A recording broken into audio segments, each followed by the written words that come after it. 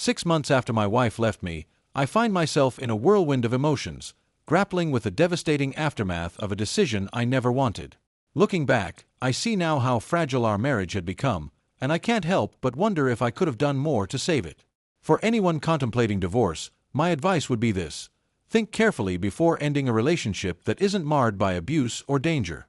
While every situation is unique, rash decisions in ordinary circumstances can lead to irreversible regret. We had shared 8 years together, most of them good ones, and built a life with 4 beautiful children. But around our 5th year, cracks began to form. My wife got a promotion at work, and what should have been a joyful milestone for us as a couple became a turning point. Her career growth was something I wanted to celebrate, but it changed the dynamic between us in ways I wasn't prepared for. At the same time, my job situation shifted. My hours were reduced, and I spent more time at home with the kids. I saw this as a blessing, a chance to bond with our children and support her career, but she didn't see it that way. Over time, her resentment toward me grew. She started coming home later and seemed annoyed by my presence. The gap between us widened, though I tried to hold everything together for the sake of our family. What I didn't understand then was how deeply her perception of me had changed. She saw me as a burden, not a partner. And no matter what I did, nothing seemed to fix it. As the months passed, my wife grew more distant. Her long hours at work were coupled with a growing disdain for the life we had built. I could feel her pulling away, but I didn't know how to reach her. I took on more responsibilities at home, cleaning, cooking, and taking care of the kids, but nothing seemed to make a difference. In her eyes, I was failing, though I couldn't understand why. I began noticing small changes in her behavior. She was more critical, quicker to anger, and seemed uninterested in spending time together. Whenever I tried to talk to her about it, she would dismiss my concerns or tell me I wasn't doing enough. I worked hard to juggle my reduced work hours with the demands of our household, but no matter how much I tried, I couldn't meet her expectations. The more she withdrew, the more frustrated I became. I started doubting myself, wondering if I was the problem. When I suggested finding ways to reconnect, date nights or even therapy, she brushed it off, saying she didn't have the time or energy. It felt like I was watching our marriage unravel in slow motion, powerless to stop it. Then came the breaking point. One evening, I had spent hours tidying the house, preparing dinner, and setting up a movie night for the family. I hoped it would give her a chance to relax and enjoy time with us, but when she came home, she barely acknowledged my efforts. She claimed to feel unwell and retreated to bed without a word. I sat there that night, surrounded by our kids, pretending everything was fine. Inside, I felt hollow. It was clear that no matter what I did, it wasn't enough for her. I didn't know then, but she had already emotionally checked out of our marriage. Things worsened in the months that followed. She became more secretive and increasingly irritable. Every interaction felt like walking on eggshells. I later learned she had found solace in someone else, a colleague who listened to her frustrations and validated her feelings. While I was home, trying to keep our family together, she was finding comfort elsewhere. When she finally told me about the affair, it shattered me.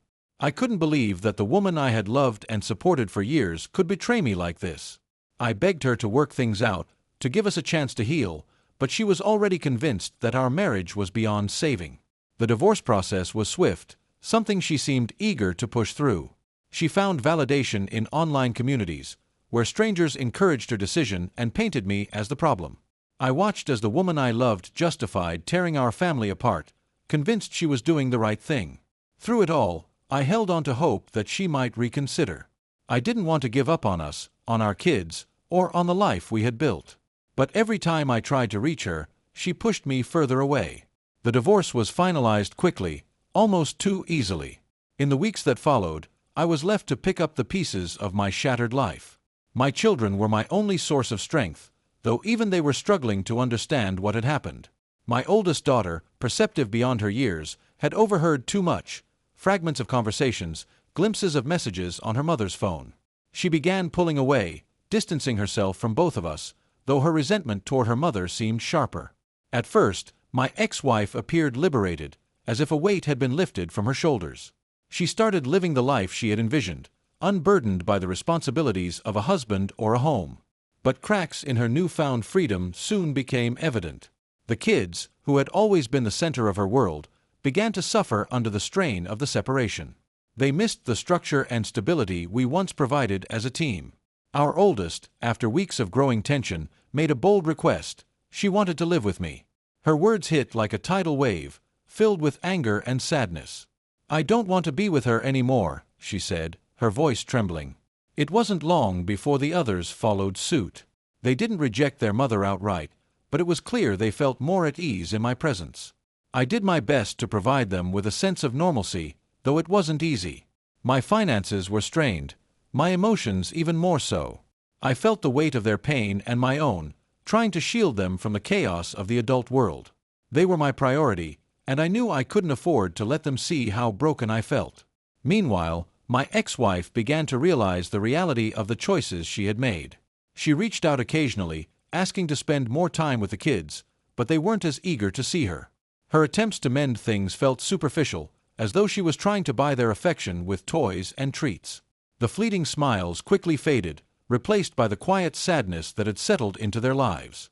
One day, she called me, her voice trembling with a vulnerability I hadn't heard in years. She asked if we could talk, and though I wanted to refuse, I agreed. Sitting across from her, I could see the regret etched into her face. She admitted she'd made a mistake, that she had let her ambition and frustrations cloud her judgment. She wanted to come back, to try to rebuild what we had lost. Her words stirred something in me, but not what she might have hoped. I felt a pang of sadness, not for her, but for what could have been, for the family we might have saved if she had realized this sooner. I told her the truth, that I couldn't go back. The pain she had caused was too deep, the trust too shattered. I also told her that I had started seeing someone, a woman who had been a friend during the hardest months of my life. She had shown me kindness and understanding when I was at my lowest, and though I wasn't ready to call it love, it was something I wanted to explore. Her face fell, and for the first time, I saw the full weight of her regret.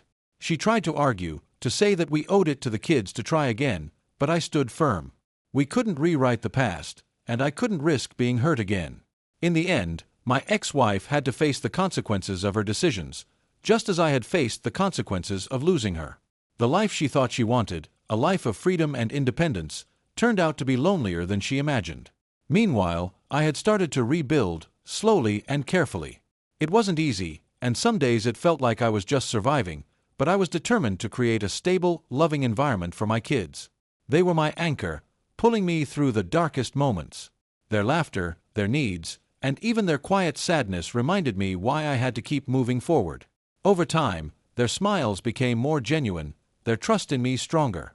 It was a long road, but we were finding our way together. My relationship with the woman I had started seeing remained cautious. I wasn't in a rush to fill the void left by my marriage, but her presence was a comfort I hadn't realized I needed.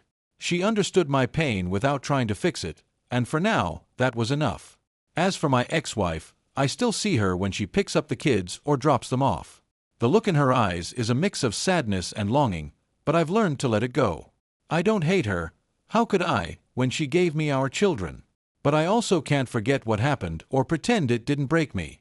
For anyone considering divorce, my story is a cautionary tale. Relationships are hard, and it's easy to lose sight of what matters in the midst of life's chaos. If your partner isn't abusive, if there's still love buried beneath the struggles, fight for it. It's not always easy, but it's worth it. I hope sharing my experience helps you reflect on your own relationships. If this story resonated with you, please like, share, and subscribe to my channel. Together, we can learn from one another's mistakes and maybe even find a way to do better.